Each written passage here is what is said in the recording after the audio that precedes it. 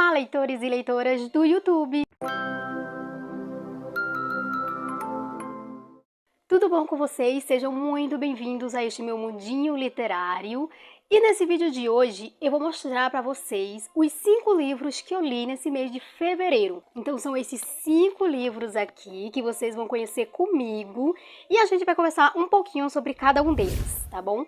Querendo ou não, eu acho que eu vou me alongar um pouco em um ou no outro, porque é meio difícil, tá, explicar direitinho o que se passa nos livros sem precisar falar tanto. Mas eu espero que vocês fiquem aqui no vídeo comigo até o final. E vamos lá! O primeiro livro do qual vamos falar é Meia-Noite Evelyn, da Babi Assette, que é uma autora nacional.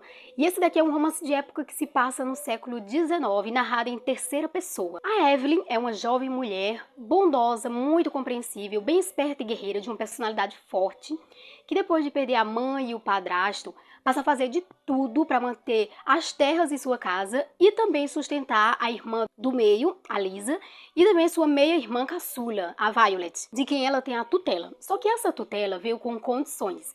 O padrasto dela, antes de morrer, deixou por escrito que ela só poderia ficar com a menina se por acaso ela se casasse com um lorde. Caso contrário, essa tutela ia passar a ser do filho do seu padrasto, que também é meio-irmã da Violet, o Harry, que havia deixado para trás toda a sua vida na nobreza e desapareceu no oco do mundo, faz aí uns 10 anos. Mas se por acaso ele não voltasse para o reino e assumisse o título de duque, então a tutela da Violet passaria a ser do tio deles, o Edward, que é um homem desprezível. E é por isso que a Evelyn decide viajar para Londres para participar da temporada de bailes a fim de encontrar um bom marido. E é por isso também que o Harry decide voltar lá para Londres com a intenção de ficar com a tutela da Violet, para não abrir mão para o tio dele. E é por lá, nessa temporada de bailes, que a Evelyn vai reencontrar o Harry.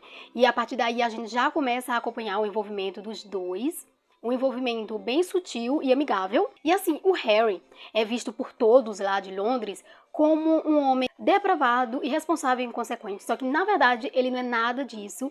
Ele é muito gentil, carinhoso, sensível. Um cavalheiro desses, assim, bem possíveis de ser real, de tão perfeito.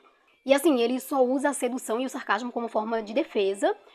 Mas, no fundo, assim, ele esconde as amarguras que tem contra o pai e o tio. E também alguns segredos da sua alma.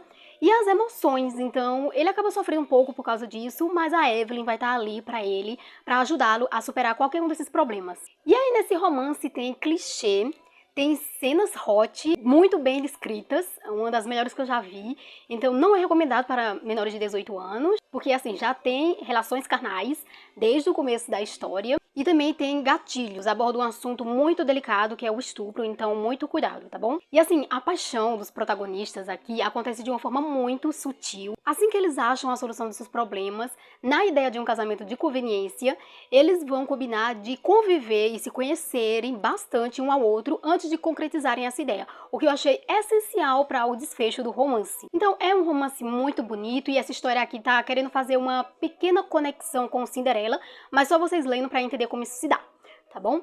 E esse romance aqui eu dei 4 estrelas lá no Scooby. Vamos quebrar tudo, vamos, vamos, vamos quebrar tudo, vamos quebrar tudo, isso aqui tá muito bom, tudo.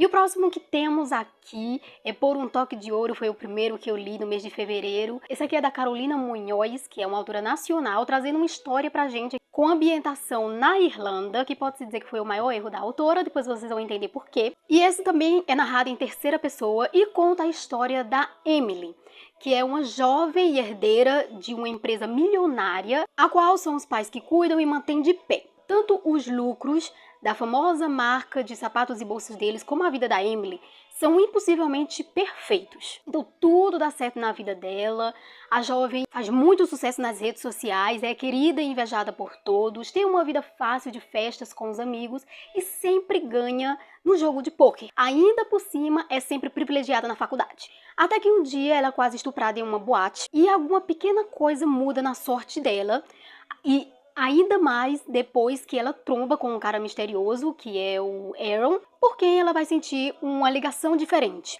E até aí tudo bem, a ideia até que é original, vamos entender junto com a Emily por que é que a vida dela é tão perfeita, por que é que ela tem tanta sorte assim fora do comum.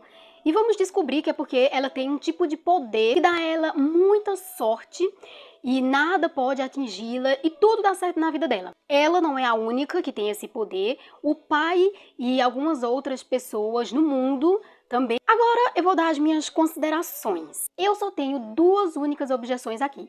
A primeira é que eu achei ridículo as pessoas terem um poder extraordinário que só dá a elas uma riqueza fora do comum, sucesso e muita fama. Tipo, adeus necessidade de esforço e talento próprio, né? Não faz o menor sentido, eu achei um poder muito esquisito. Bem nada a ver. Segundo foi o desfecho da história. A autora fez do desfecho uma enrolação completa, uma chatice, e onde fugiu muito do foco principal da história, que é o poder da Emily e o que ele significa. Principalmente depois que o Aaron surge aqui na história, onde só vão ter cenas de tentativas de sedução e momentos românticos que não eram nada convincentes. Sem falar na futilidade de cada cena, onde só falava como a Emily deve estar vestida, onde vai ser a próxima farra dela e dos amigos, em como eles precisavam visitar uma boate muito famosa e em como os paparazzis só vivem no pé da Emily e do melhor amigo dela. E tipo, a Emily confiou e se apaixonou por um cara completamente desconhecido, rápido demais. Ainda mais ela, que nunca tinha se apaixonado antes e só se aproveitava dos caras com quem ficava. E, cara, de instante em instante era ressaltada a beleza, a riqueza e a fama da Emily nas redes sociais. Então, tipo, foram mais de 100 páginas de pura futilidade até uma pequena parte do mistério começar a se desenrolar. E aí, fora a Emily, também tem os outros amiguinhos dela, que são muito riquinhos. Uma só fica pensando no noivo e no quanto o anel que ele deu a ela é lindo e exuberante, tentando fazer inveja nas outras amigas. O outro era mega escandaloso, o qual a autora tentou fazer que fosse um personagem super protetor e amoroso com a Emily e falhou, pelo menos no começo. E outra coisa, a autora tentou fazer uma história irlandesa, que a personagem é 100% irlandesa, mas ela usou mais expressões brasileiras do que da própria Irlanda, como por exemplo, amore, bichamar, gringo, escroto, entre outras expressões assim. E ainda tem uns diálogos que eu achei que eram bem desnecessários. E eu me dei conta que eu não gosto de histórias com personagens riquinhos e mimados, como a Emily e seus amigos. Não generalizando, tá? Não é como se eu não gostasse de livro nenhum que envolva gente rica, mas só aquelas em que tem personagens muito fúteis, mimados e burros demais, como a Emily. Porque, por exemplo, ela teve que quebrar a cara muito feio pra reagir um pouquinho, porque antes disso, ela era uma songamonga completa. E esses personagens aqui não se importavam com nada mais ao seu redor, a não ser as próprias roupas, sapatos e a fama. É triste dizer isso, mas infelizmente eu tive que ser muito forte para arrastar essa história até o final. E o que ajudou um pouquinho foi a escrita da autora, que é até boa, só faltou nela criatividade mesmo, mas só no final é que acontece uma coisa mais interessante assim, tipo uma reviravolta, que é o que vai abrir passagem, assim, né? Vai deixar o final aberto para o segundo livro, que é aquele Por um Toque de Sorte. Então, para esse livro aqui, eu dei 2 estrelas, infelizmente. Agora vamos para esse livrinho aqui, Feitiço, de Sarah Pinboard. Esse é um romance dark, também narrado em terceira pessoa. E aqui nós vamos conhecer uma releitura bem sombria de Cinderela, com hot e tudo. Não recomendado para menores de 18, tá bom? Nesse livro, Cinderela é uma garota ambiciosa, mimada, invejosa, snob, safada e nem um pouco humilde. E ela não leva o fato de ser ignorada pela madrasta e pelas irmãs de criação numa boa. E aqui, por incrível que pareça, uma das irmãs de criação da Cinderela já é casada com o Visconde, enquanto a outra não quer saber de casamento nem de romance e ainda se mostra bondosa, sensata e inteligente. E como eu disse, não quer saber de casamento, mas é justamente nela que a madrasta da Cinderela deposita todas as suas fichas para levá-las a uma vida boa na corte. Só que é Cinderela que tem o sonho de se casar com o príncipe. E é por isso que assim que a realeza anuncia um baile para arrumar uma noiva para o príncipe, que tanto a madrasta como a Cinderela veem aí a oportunidade de realizar seus sonhos. E aí, a Cinderela vai receber a visita de uma fada madrinha que vai lhe oferecer sapatinhos mágicos que vai ajudá-la a ir para esse baile, já que a madrasta e as irmãs de criação dela no caso só uma das irmãs, vai e não levam a Cinderela. Só que aí, a fada madrinha da Cinderela vai pedir um favor a ela em troca desses sapatinhos. E é um favor bem estranho que vai fazer surgir na história um mistério muito instigante, que tem muito a ver e muita ligação com o primeiro livro. Então, enquanto isso, a gente também vai acompanhar alguns poucos outros personagens do primeiro livro, e também vão surgir novos personagens que têm a ver com outras histórias aí, histórias infantis ou outras histórias quaisquer que a gente conhece. Tem até um justiceiro no meio dessa história. Sério, todas as ligações de personagens que tem aqui, de outras histórias e contos de fada, é muito interessante. Então, assim como no primeiro livro, aqui tem conto de fada dentro de conto de fada. É muito, muito bom este livro. Eu dei 3 estrelas e meia no Scooby, se eu não me engano, mas foi um erro meu, eu devia ter dado 4 ou 4,5, merece. No primeiro eu coloquei 4, se eu não me engano, então esse daqui acho que tá merecendo até mais do que o primeiro. Eita, vamos agora para o livro em que eu fiz um vlog de leitura e tá aí disponível no canal para vocês. Perdida, da Karina Risse. Um livro não recomendado para menores de 16 anos. Sofia, jovem e órfã, vive em 2010 em sua vida sem graça, com um emprego em que o salário mal paga as contas e com um chefe pé no saco. Até que acidentalmente sua vida vira de cabeça para baixo. Sem explicação e sem saber porquê, ela surge em um cenário bem diferente. Ainda é a mesma região, só que aquela metrópole em que ela vivia desapareceu, deixando ela em um campo no meio do nada. Também fazendo com que ela deixasse tudo para trás: apartamento, amigos e trabalho. E aí ela vai ficar perdida em uma confusão mental, sem saber o que fazer, até que surge nesse campo em que a Sofia tá um homem a cavalo com trajes ultrapassados e de uma jovialidade e beleza encantadoras, que é o Ian Clark. Ao encontrar Sofia com um machucado na testa e vestindo quase nada, ele prontamente oferece para levá-la para casa dele, e essa é a primeira coisa que assombra a Sofia. A segunda coisa é que, por meio do Ian, ela vai descobrir que está no ano de 1830. Só depois de muita relutância, é claro, ela vai começar a acreditar nisso. E também porque ela vai ficar recebendo umas pistas bem estranhas, bem confusas, que vai ser para ela começar a pensar em descobrir como voltar para casa. E também, claro, vai receber o conselho de não contar para ninguém que ela é do futuro. Então, por isso que ela começa a dizer para todo mundo que ela só veio de um lugar muito distante que ninguém conhece. Assim, então, né, com a ajuda do atencioso, cavalheiro, educadíssimo e prestativo Ian, ela vai começar a sua jornada ali naquele tempo tão diferente. E claro, a proximidade do Ian com a Sofia traz emoções bem perigosas, não só para eles. E a Sofia vai se mostrar pra gente uma personagem muito independente, até mesmo naquela época tão diferente da dela, que ela vai estar sempre tentando se virar sozinha, fazer as coisas sozinha, quando não é muito complexa para ela. Ela também é bem altruísta e tenta discutir a favor até dos empregados, né, quando o Ian chama ele de criados e ela diz para ele, ensina ele que isso é muito ofensivo. Então aqui a gente vive entre vestidos, carruagens, bailes e conservadorismo, claro, e também um mistério intrigante sobre essa viagem no tempo inesperada, cheia de pistas que nos deixa loucos. E também vemos as mudanças significativas, né, de uma época para outra. Interessantérrimo, gente. E eu dei para esse livro aqui 5 estrelas, não poderia ser menos. A leitura é realmente agradável. Vamos agora para o último livro dos meus lidos de fevereiro. E esse também foi o último livro que eu li no mês. Refém da Obsessão, de Alma Katsu, que é um romance dark 100% sombrio. Primeira coisa, não recomendado para menores de 18 anos, nem para quem tem problemas com assuntos como estupro, tortura, violência brutal e um vilão que você compara com o demônio. Mas se por acaso você não tem problema nenhum com esses assuntos, vai fundo, porque a história não deixa de ser interessante. Também tem assuntos como magia, alquimia, imortalidade.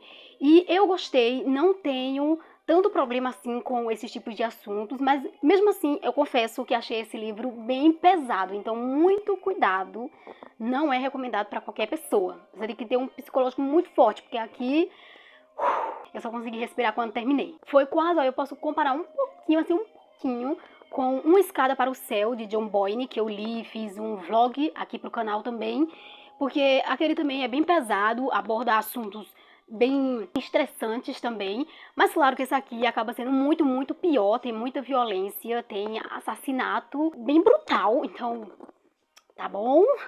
Segunda coisa, eu não vou poder contar muita coisa do que acontece aqui nesse livro, porque ele sendo o segundo, acaba tendo muito spoiler para quem não leu o primeiro livro. Mas eu vou dizer que aqui a gente conhece muito de como se pensa, né, o pensamento de um psicopata mega obcecado por uma mulher e tudo que ele é capaz de fazer quando fica furioso. E assim, aqui temos dois tipos de narrativas. Uma em primeira pessoa, que é a Lane narrando, ela é a protagonista, e outra em terceira pessoa, que é mostrando o ponto de vista do psicopata. Então, a autora faz a gente sentir todas as emoções possíveis dos dois lados, tanto da Lane como do psicopata. E a gente volta muitas vezes no tempo, porque eles vão nos contar e explicar muitas coisas que não ficaram bem explicadas no primeiro livro. Para isso, eles precisam voltar no tempo, para explicar direitinho pra gente como tudo aconteceu e por que aconteceu. Porque aqui nesse livro, eles estão em 2010, se eu não me engano, e no primeiro livro é de 1800 e pouco, é no século 19 também, 1822, se eu não me engano. Então aqui, mesmo que esteja narrando muito no presente,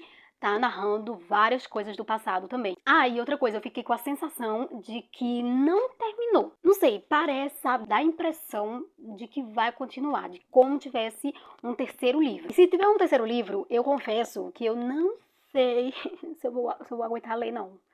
Sério, é bom, mas é pesado. E mexe muito com o psicológico da gente. Então, tenho certeza que o terceiro livro vai ser nessa mesma categoria. Eu não sei se eu leria o terceiro. Mas eu fui pesquisar na internet, vi também que consideram isso aqui uma trilogia e não uma duologia. E realmente fiquei com a sensação assim que tem um terceiro livro, que não acabou aqui. Enfim, esses foram os livros. Eu espero que vocês tenham gostado das resenhas que eu fiz aí deles, tá bom? E tenham sentido...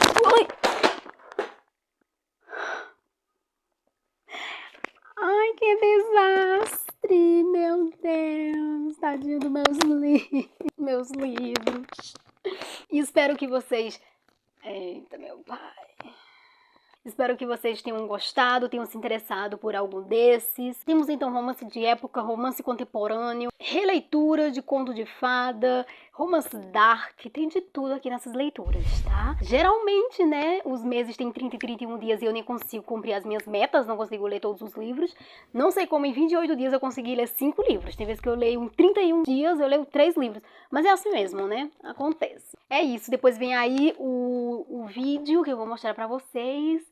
Meus livros que estão na meta de leitura para o mês de março. Então, aguardem aí e assistam, tá bom? Um beijão e até o próximo vídeo. Tchau!